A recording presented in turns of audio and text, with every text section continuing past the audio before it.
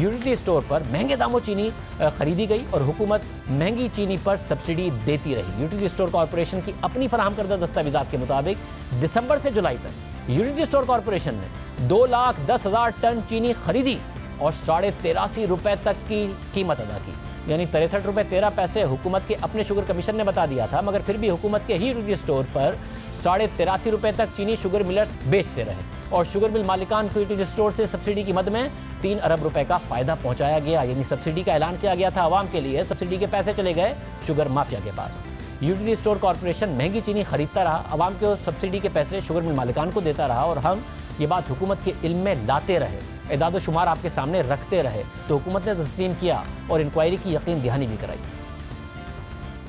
इस हुकूमत का एक बहुत बड़ा स्कैंडल बन सकता है कि अरबों रुपए की सब्सिडी वज़ीर आज़म कह रहे हैं अवाम को जा रही है, जा वो शुगर मिल मालिकान को रही है। बिल्कुल शाहज़ेब, मैं आपके साथ एग्री करता हूँ। ये मैं समझता हूँ ना सिर्फ ज्यादती है बल्कि बदमाशी भी है। रमजान का महीना आ रहा था तो उससे पहले यूटिलिटी स्टोर ने प्रोक्योरमेंट करनी थी, बिकॉज एक सब्सिडी दी गई कि यूटिलिटी स्टोर्स पे जो बेसिकली जहाँ से कम आमदन वाले और गरीब लोग खरीदारी करते हैं उनके लिए हुकूमत की तरफ से एक्स्ट्रा सब्सिडी मिली, तो वो जो इनडायरेक्ट सब्सिडी थी वो भी मिल मालकान ने, और इसमें टोटल फेलियर था। लोग दाल चावल आटा चीनी से ज्यादा खाते हैं, तेल चीनी से ज्यादा खरीदते हैं, मगर इतनी बड़ी सब्सिडी और इतने बड़े टेंडर यूटिलिटी स्टोर ने चीनी के किए हैं, बाकी दूसरी चीजों के नहीं किए। तो ये सब्सिडी शुगर मिल मालिकान के लिए थी, आवाम के लिए थी? वज़ीर आज़म ने सीधा आपके पास एक वाज़े तौर के ऊपर सबूत आ गया है कार्टेलाइजेशन का, तो उनसे रिकवरीज भी इंशाल्लाह होंगी जो कि वो टैक्स पेयर का पैसा वापस जमा हो सकेगा। जब शुगर कमीशन की रिपोर्ट आई तो ये तवक्को जाहिर की गई कि चीनी की कीमतों में कमी आएगी, हुकूमत बर वक्त फैसले करेगी। हुकूमत ने यकीन दहानी भी कराई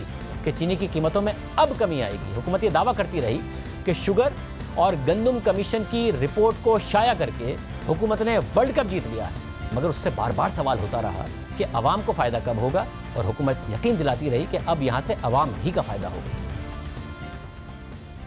ये वज़ीर आज़म ने मना किया था उस्मान बुज़दार को सब्सिडी देने से या नहीं? तरीन साहब कह रहे हैं उस्मान बुज़दार कोई काम वज़ीर आज़म से पूछे बगैर नहीं करते। पीटीआई के टहरे में नहीं खड़ी, आज पीटीआई ने वर्ल्ड कप जीता है। आज पीटीआई ने इस तरह से जवाब नहीं देने कि पीटीआई के टहरे में खड़ी हमने को गलती की है। अवाम का सबसे पहले सोचे कि अवाम के लिए कीमत कम हो जाए, ये सबसे इम्पोर्टेंट है। बिल्कुल, ये सबसे इम्पोर्टेंट फैक्टर है। शक्कर ये होगा, ठीक है, ठीक है, अगला यही स्टेप है। आप सही फरमा रहे हैं, मैं आपसे एग्री करता हूं। मगर फिर इन दोनों अशिया की कीमतों में 20-20 रुपए से ज्यादा का इजाफा ही हो गया, कमी नहीं हुई। खुद इस हुकूमत की अपनी शुगर कमेटी की रिपोर्ट के मुताबिक माजी में भी चीनी बरामद हुई, मगर चीनी की कीमतों में इस तरह इजाफा नहीं हुआ। 2017 में नून लीग के दौर में 9.25 लाख टन चीनी बरामद हुई, एक्सपोर्ट हुई। चीनी की कीमत 54 रुपए पर रही, 4 माह के लिए 60 रुपए से ऊपर गई, फिर वापस 54 रुपए पर आ गई। यह खुद हुकूमत की अपनी शुगर कमेटी की रिपोर्ट के दस्तावेजात आप अपने सामने स्क्रीन पर देख रहे हैं। नून लीग ने फिर 2018 में 15 लाख टन चीनी बरामद की, मगर चीनी की कीमत 54 से 56 रुपए के दरमियान रही।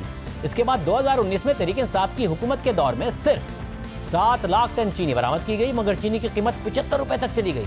फिर चीनी की कीमत बढ़ती ही चली गई और अब 115 रुपए तक फरोख्त हो रही है और काबू में नहीं आ रही है।